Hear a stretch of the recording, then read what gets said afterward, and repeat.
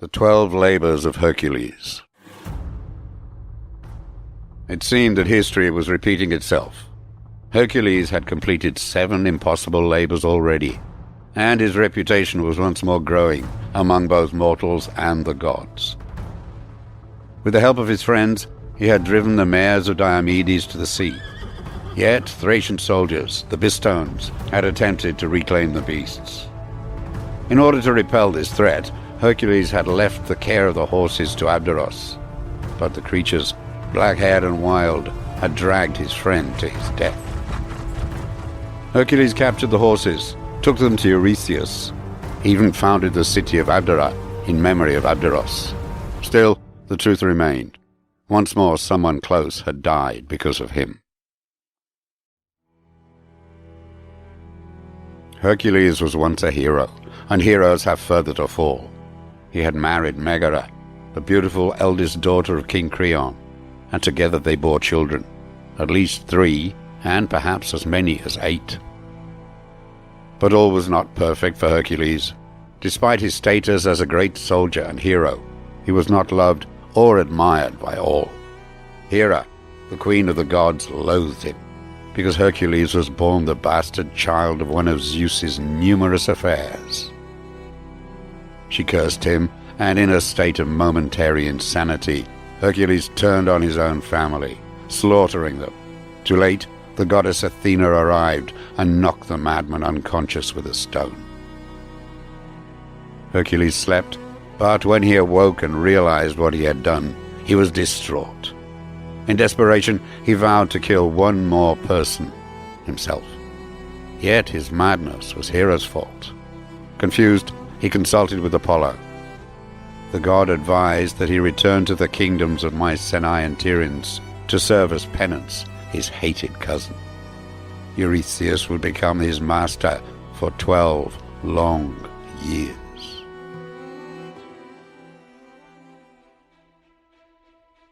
Eurystheus presented Hercules with 10 tasks to undertake, each designed to humiliate, or better still, kill him. Firstly, he was sent to destroy the Nemean lion and return with the creature's skin. The fearsome beast was immune to attack from weapons. Only a human hand could harm it. Hercules tracked down the lion and fired an arrow into its rippling flanks. It simply bounced off. But Hercules knew he was paying a penance for killing his children, and if he died in the process, it was no more than he deserved.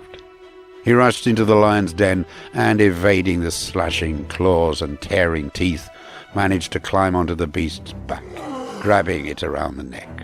Squeezing tight, he held on until the lion's bucking and twisting weakened. Its head ceased to thrash, and slowly the light of life left its eyes. Still, though, the task was incomplete. Hercules must return to Eurystheus with the creature's hide. But not even the sharpest sword could pierce that toughened skin. Hercules was a resourceful man. Grasping the lion's enormous paw, he ripped at a claw and tore the sickle from its bloodied bed.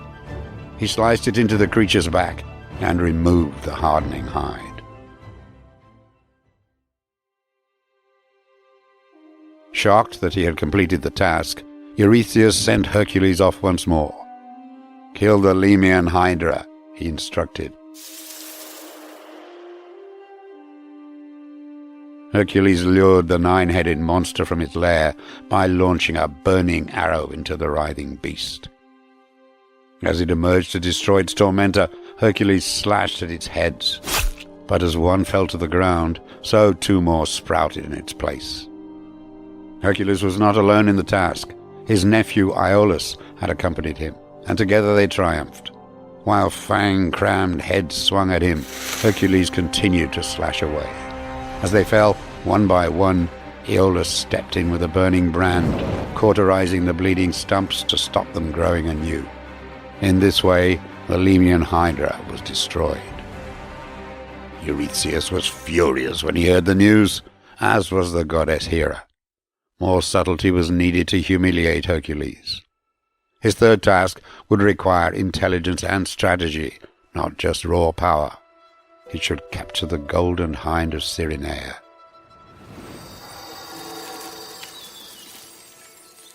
The gigantic golden horn creature could run faster than storm-driven clouds.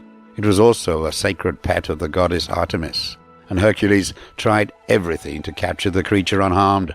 For a year he chased it across nations, and finally, desperately, felled the animal with an arrow. As he arrived at the palace with the injured beast on his shoulders, Artemis stopped him. Only when he explained the reason for capturing the hind did Artemis relent from issuing punishment of her own. She healed the hind, and, fully recovered, it bounded away with her before Eurystheus could take it as his own. Thus, Hercules completed his task, while the hind retained its freedom. Eurystheus was not finished. Next, he sent his cousin to capture the Erymanthian boar, a gigantic animal living on a mountainside. Humans, animals, buildings, all were crushed under its lumbering charges. But faced with a determined hunter such as Hercules, the boar ran until exhausted, and was easily captured. His fifth labor was an unusual one. Eurystheus demanded that the Augean stables, home to 1,000 cattle, be cleaned for the first time in 30 years. A humiliating task, surely made impossible by the instruction that the work be completed in just one day. Their owner, the crooked Augeas, offered Hercules 10% of his stock if he should succeed. Hercules surveyed the scene. Nearby the rivers of Peneus and Alpheus flowed. Muscles rippling, he shifted a rock, diverting the rivers. They rushed through the stables, bleaching them clean. Hercules waited for his reward, but Augeas reneged on his promise. Hercules was not a man to be short-changed, and exacted swift revenge, before passing the stables to Augeas' son. Although Eurystheus was failing to humiliate Hercules, his kingdom was being relieved of many problems. Next were the Stimphaleian birds. These terrible bronze-beaked creatures ate flesh, flew on metallic feathers, and spread poisonous dung. It seemed as though defeating them would finally deter Hercules. Numerous, deadly, and able to fly, he could not destroy them. But the gods were smiling on him. Athena offered a crotala, a loud clapper with which he could disorientate the birds. Scaling a mountain, Hercules sounded the crotala. Terrified, the creatures flew in disarray, allowing him to pick them off with his slingshot and bow. The destruction of another deadly creature was to be his seventh labor. The Cretan bull, father of the Minotaur, was passing through Crete, destroying everything in its path. But as powerful as the beast might be, its journey through the Mediterranean island helped Hercules. Minos, the king of Crete, assisted him, and together they were able to creep up on the bull and capture it. After seizing the mares of Diomedes, Eurystheus had just 2 tasks left with which to humiliate, perhaps even destroy his cousin. This time, he believed he could set a task that no man, not even one as great as Hercules, could perform: obtaining the belt of the mighty Amazonian queen, Hippolyte. Once more Eurystheus underestimated his servant. Hippolyte recognized heroism in others. Admiring Hercules' skills, she offered the belt as a gift. But then came a twist. Hera had disguised herself as an Amazon, and, seeing Hercules succeed in his task, spread the rumor that he intended to kidnap Hippolyte. The Amazons were fooled, and set about attacking Hercules and his friends. In the unfortunate battle that followed, Hippolyte was killed. Just one labor remained, the toughest to date. On the island of Erythea resided Geryon, son of Titans, descendant of the Gorgon Medusa. The fearsome beast possessed 3 heads and 6 legs. Hercules' task was to capture Geryon's cattle. He landed on the island and faced immediate attack from Geryon's servant and his slathering 2-headed hound. Hercules had no choice but to kill his assailants, and when news of this reached Geryon, he set about hunting down Hercules himself. but even the creature's massive size was no match for Hercules' arrows. As the monster died, Hercules rounded up his cattle, no small task in itself, and returned to Greece. He had succeeded. He had completed the 10 labors set for him, but still Eurystheus was not satisfied. "You had the help of your nephew to kill the Lemnian Hydra," he sneered. "And it was not you who cleaned the Augean stables, but the flow of the rivers." Hercules nodded. The claims were exaggerations of the truth, but his tasks were steps towards his own rehabilitation. The world was becoming a more peaceful place, and the people of the kingdom were starting to see the fruits of his labors. Hercules was on the path to redemption. Humbly, he offered to complete 2 additional challenges, the toughest yet. Eurystheus coveted that which he could not have, including golden apples which grew in the garden of Hesperides. Hercules must travel there and steal them, evading nymphs, the daughters of Atlas, and the 100-headed dragon which guarded the orchard. Hercules had no clue to where the garden lay. Eventually, he found himself at Mount Caucasus and discovered Prometheus, who had given fire to mankind. As punishment for this, the gods had chained him to a rock and tortured him by having an eagle tear at his liver.